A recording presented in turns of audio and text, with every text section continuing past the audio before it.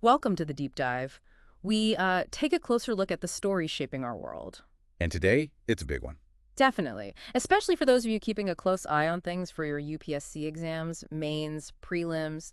This is, well, it's highly relevant national security stuff. Absolutely. We're digging into India-Pakistan relations, specifically after that recent terror attack in Pahalgam, Jammu, and Kashmir. Yeah, a terrible event. And India's response has been pretty decisive.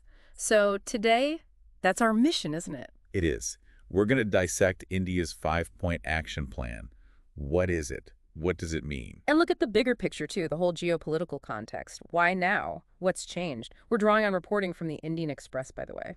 There are some, let's say, surprising shifts happening, things touching on agreements that have been around for decades. Okay, let's start with the trigger then. The Pahalgam attack. 26 people killed. That's significant. Extremely significant, and it clearly prompted a strong response. The Cabinet Committee on Security, the CCS, they met. And the outcome was this five-point plan aimed at Pakistan. Exactly. Targeting infrastructure, diplomatic presence, movement across the border, a whole range of things. Right. Let's break down this plan. Point one sounds huge. The Indus Waters Treaty. Uh-huh. This is big news. This treaty, it's been the bedrock since 1960, right? Governs how India and Pakistan share river waters. A cornerstone, really. So what's happened? India has decided to suspend it, just like that. Suspend the treaty. Wow. That's unprecedented, isn't it? Completely. It's a massive diplomatic lever to pull. It signals, a fundamental shift. Is it permanent or conditional? It's conditional, very clearly stated. Pakistan needs to demonstrably stop supporting cross-border terrorism. Then maybe the treaty gets reinstated. So a very clear quid pro quo. Stop the terror support, get the treaty back. Precisely. It raises the stakes considerably. Okay, that's point one, a major diplomatic move. What's point two? Something more tangible on the ground. Yes, the Atari-Wagah border. The checkpost there. The mainland crossing, really, for people, for goods. Well, it's been closed. The integrated checkpost at Atari, completely shut, halts all movement. All movement. Wow. What about people who are currently, say, in India from Pakistan or vice versa? There's a deadline. If you're in India legally, you have until the 1st of May 2025 to return. Okay, so a cutoff date. That's going to have ripples, economically, socially. No doubt about it. A significant disruption. All right, moving to point three, the SAARC Visa Exemption Scheme, or SVES. What is that first? So SVES was meant to make travel easier within SAARC countries. For certain categories, officials, business people, to boost contact. Right, easier travel within South Asia. But now it's suspended, specifically for Pakistani nationals. Suspended just for Pakistanis. Yes. And not just suspended going forward. All existing SVES visas held by Pakistanis canceled. Immediately. So if someone's in India right now on that visa, they have to leave within 48 hours. 48 hours, that is incredibly fast. Very decisive. It sends a very strong message about limiting even those established channels of interaction. Okay, point four. This involves diplomatic staff, specifically military advisors. Correct. India has expelled all Pakistani military advisors. Army, Navy, Air Force liaisons stationed at the High Commission in New Delhi. Gone. Expelled. Declared what? Persona non grata. Exactly. PNG'd. They're no longer welcome in that official capacity. And I assume there's reciprocity. India's advisors in Islamabad. Yes, India will be withdrawing its military advisors from Islamabad as well. So that direct military-to-military channel, it's basically shut down. Reducing those official lines of communication. Which brings us to point five, the final one. Broader diplomatic presence. Yeah, this is about the overall staffing levels. India is cutting down its diplomatic staff in Pakistan quite significantly. How significant? From the current level of 55 down to just 30. And that's also by May 1st, 2025. Wow, nearly halving the staff. That's a major scaling back of bilateral engagement. It really signals a move towards minimal official contact, doesn't it, given the current situation? Okay, so those are the 5 points. Suspension of Indus Waters Treaty, border closure, visa scheme canceled, military advisors expelled, diplomatic staff reduced. A really forceful package. It is. But to understand why India might feel it can take such strong steps now, we need to look at Pakistan's current position. Right, the geopolitical context. The source suggests Pakistan's leverage has diminished quite a bit. Several things are happening. First, the U.S. factor.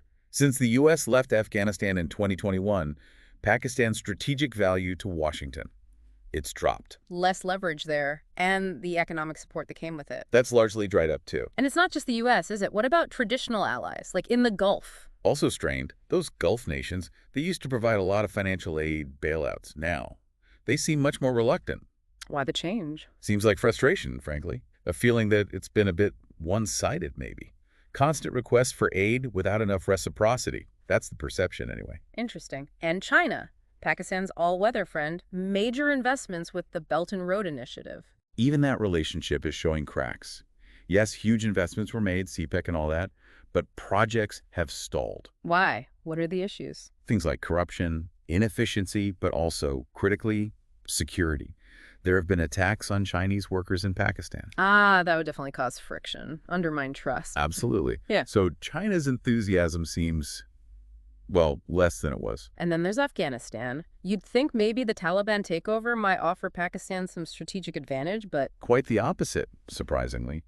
Taliban-ruled Afghanistan has actually become a security headache for Pakistan. how so? Increased attacks along the Durand Line, the border. Militant groups operating from Afghan soil targeting Pakistan. It's another front they have to worry about. Adding to the complexity. And we also saw tensions flare up with Iran They recently. did. Remember those cross-border strikes? Yeah. After Pakistani workers were killed in Iran, allegedly by Balak militants, both sides hit targets across the border. Right. So it really paints a picture of Pakistan facing pressure on multiple fronts: U.S., Gulf, China, Afghanistan, Iran. It's a very challenging neighborhood right now, and its traditional support systems seem weaker. This geopolitical isolation is key context for India's actions.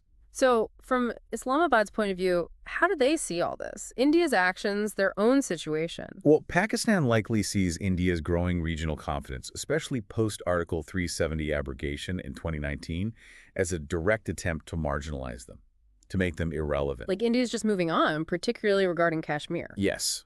India points to things like record tourism in Kashmir, economic activity picking up, as proof of normalcy.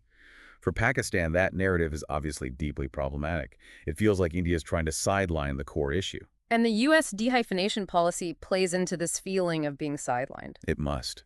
When the U.S. treats India and Pakistan as completely separate issues, not linked, it underscores Pakistan's reduced strategic weight in Washington's eyes compared to India. We saw that with recent high-level visits too, right? PM Modi going to Saudi Arabia, the U.S. VP visiting India, but Pakistan not really featuring in those itineraries. Precisely. Those optics reinforce the sense of being left out of major regional conversations. So given all this, the isolation, the perceived marginalization, the source floats this idea of the Pahalgam attack being a kind of desperate gambit. What's the thinking there? The interpretation is, look, if you feel you're being ignored, maybe a major provocation, however tragic, is seen as a way to force yourself back onto the agenda, to make the world pay attention again. Even if it's negative attention. Potentially. The idea, perhaps, is that instability forces engagement. It makes major powers realize they can't just ignore Pakistan or the Kashmir issue. And there's been rhetoric from Pakistan's leadership, like Army Chief Munir mentioning the two-nation theory and Kashmir. Yes, that rhetoric provides a sort of ideological backdrop. And the timing of the attack, often coinciding with international meetings or events, could be seen as trying to send a global message. We're still here. This issue isn't resolved.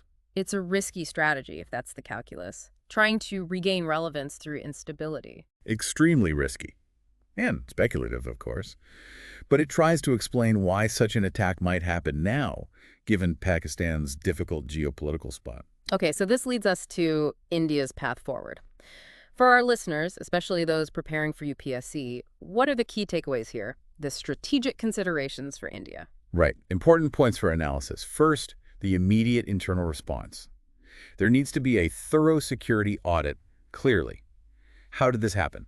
What needs fixing? And avoiding politicization is crucial, I imagine. Absolutely. And importantly, involving the elected state government, the national conference in this case, in stabilization efforts, not making it just a central government thing. Keeping local leadership involved and protecting the progress made in areas like tourism and development. Essential. You don't want one attack to derail years of effort towards normalcy and economic improvement in Kashmir.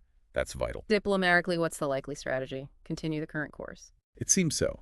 Keep up the pressure. Maintain Pakistan's diplomatic isolation. The key goal seems to be preventing anyone from seeing terrorism as a legitimate way to force talks or gain concessions. Don't reward bad behavior, essentially. Yeah, that appears to be the core message. And long term, what's the ultimate focus for India in this very, very difficult relationship? Look, long-term, it has to be about the people of Kashmir, their stability, their prosperity. So the Pahalgam attack, while a serious setback, Shouldn't be allowed to derail that larger goal. India needs that balance, right? yeah, Strategic firmness, assertiveness when needed, like these 5-point show, but also keeping the door open for pragmatic steps if, and it's a big if, conditions genuinely change. that suspension of the Indus Waters Treaty, that's definitely something to watch for the IR segment in the exams. But definitely a major potential shift. Okay, this has been a really comprehensive, a deep dive indeed into a situation that's evolving fast. And as we said, very relevant for UPSC aspirants. This connects national security, international relations, internal issues. It really highlights those interconnections, doesn't it? How a single event ripples outwards. This whole dynamic will likely remain a key focus area. Absolutely. So to quickly recap, India's strong 5-point response post-Pahalgam, suspending the Indus Waters Treaty, closing the border, visa changes, diplomatic downgrades, all happening against this backdrop of Pakistan's growing geopolitical isolation, and India trying to navigate forward. A complex balancing act. It certainly is. So here's a final thought for you, our listeners, to mull over. With such drastic steps being taken now, after decades of a certain kind of difficult engagement, how might this fundamentally change the India-Pakistan relationship moving forward? What unforeseen consequences could this kind of major recalibration have? Good question to ponder. Let us know what you think in the comments. And if you found this useful, please do like and subscribe for more analysis like this. We appreciate you tuning in.